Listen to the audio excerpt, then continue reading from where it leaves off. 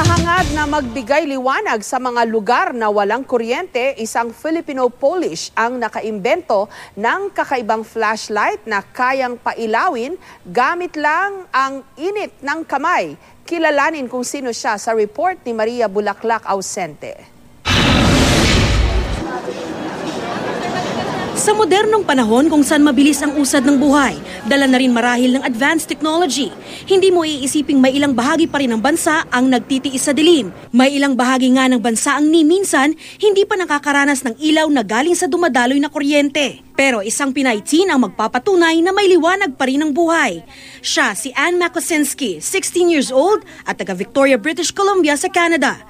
Polish ang kanyang ama at Pinay na tubong Mindanao naman ang kanyang ina. Isang kaibigan niya kasi ang nagkwento ng hirap ng buhay sa Pilipinas dahil sa kakulangan ng ilaw. Ito ang nagbigay inspirasyon sa kanyang imbensyon. I realized that a lot of people around the world have this problem where they just can't afford or don't have any access to electricity, they don't have any light. So I wanted to think of some sort of solution. Gamit lang ang init ng kamay, kaya niyang pailawin ang hollow flashlight na ito. I decided to use some cheap Peltier tiles. If this is a tile and you heat one side of the tile and you cool the other, electricity is produced. At ito na nga ang prototype ng kanyang hollow flashlight. Ito rin ang naging susi upang makasali siya sa Google Science Fair 2013, kung saan siya ang nanalo sa age 15 to 16 category. So here's my flashlight. I'll just give you a quick demo and I'll put my hand on top of it and turn off the light.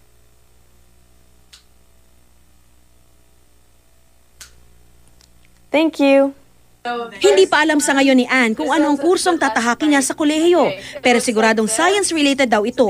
Iisa ang tiyak, plano niyang ipa-mass-produce ang kanyang proyekto upang mapakinabangan. Hindi man nakakapagsalita ng Filipino, may mensahe naman ito para sa kanyang mga kalahi. You work really hard or you just believe in something, like it will happen. Like you may not go on the path that you expect, but you will achieve your goal or your dream in the future. Maria Bulaklak Ausente, GMA News.